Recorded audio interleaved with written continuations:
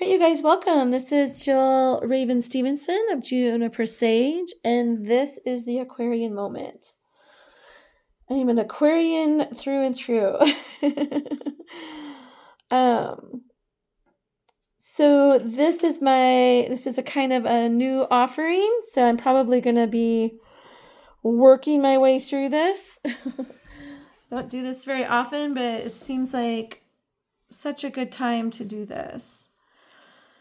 So we're kind of just entered into the energy of Virgo if we're following the Gregorian calendar.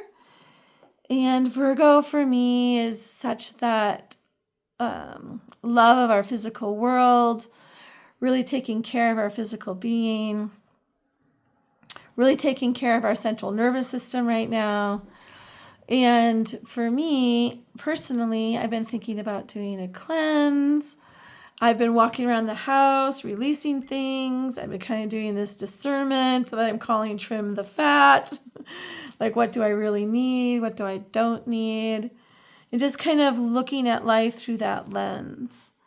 It's not lost on me that the world has a lot of chaos in it. And for each of us, may this reading hold you in love and light. And with all readings, remember to take from the reading what serves you and leave the rest on the table. So really making sure you're discerning what can nurture you, support you, and guide you in your life. All right. I love tarot because of all the imagery that it brings and the feelings through the imagery that that kind of bleed through. So this is the Star Tarot deck, and I can't remember the author of it. I don't have her name at the tip of my tongue, but I will place this in the link below. So those of you that love this card, it's great. Or love this deck, it's the Star Tarot deck. All right. So here we go. So this is a little bit about honoring that we're moving into Virgo.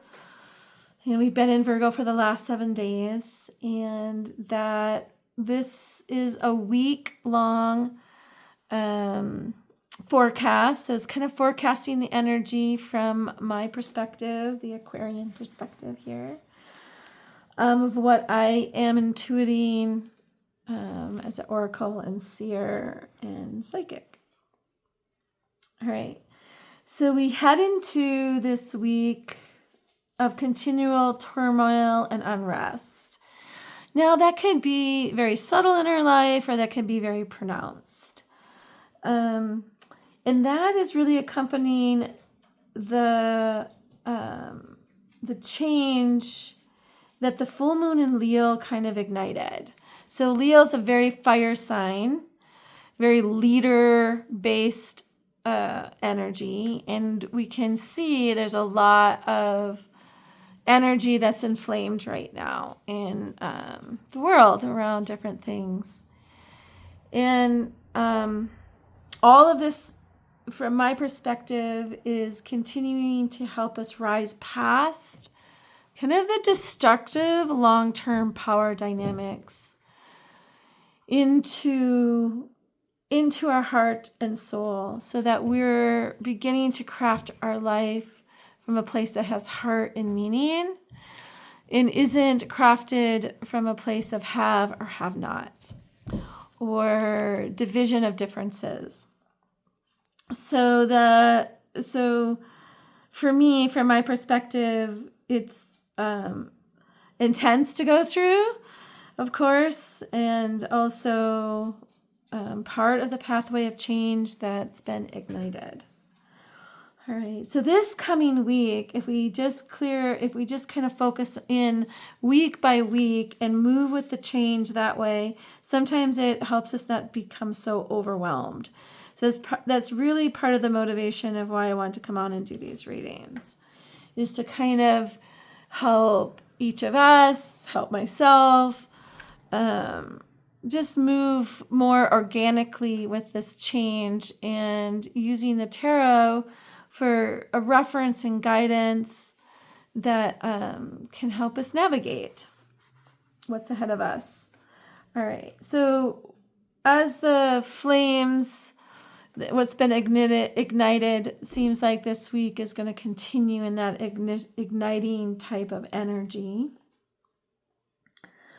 It really, this week really invites us to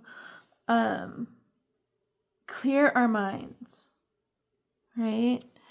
There's a beautiful app I use called Insight Timer. It's free. It has such beautiful meditations if you're into that, or visualizations, or even breathing kind of exercises to do to help us stay clear in our minds and centered in what has heart and meaning. And when we kind of can clear and move our energy from our mind into our heart through whatever tool feels good to you, then we begin to choose what fills our cup. And what fills our cup is really what fills our heart, right? And when we are filling our heart up, then we kind of can rise out of denser emotions and really experience a more joyous day. So when we choose what fills our hearts, then we begin to radiate, right? And we radiate from a grounded place. And in that radiation, we're choosing love over fear, right? Or we're choosing joy over division, or we're choosing unity, togetherness over separation. Then we're really in our own authority. And we're following our soul. So our heart is very connected to our soul. And so in that, we're beaming light, right, out into the world. We're beaming courage. We're beaming strength. We're radiating out possibility out into the world that's based on love and joy. And one of the things that we have to watch this week is if we're oversaturating ourselves from outside input. So we want to be super mindful about what we're absorbing or taking in from the outer world. Things that disrupt us from our intention for the week. So the other thing that this card does is when we move into our heart, then we can choose, we can intend what it is that we want to fill our day with that really has heart and meaning, and stay grounded and centered in our own authority, our own inner strength. Then there's a level of mindfulness that can arrive, and we can be mindful at what thoughts, what fears, what distractions move us off center, right? So, and really the bigger picture, the bigger energy that's happening to give us a wider view is that we're having this breakage around our dynamic with power and our relationship to power. And we're seeing that all over the world, this breaking up of the dynamic of power in its misuse and its dysfunction.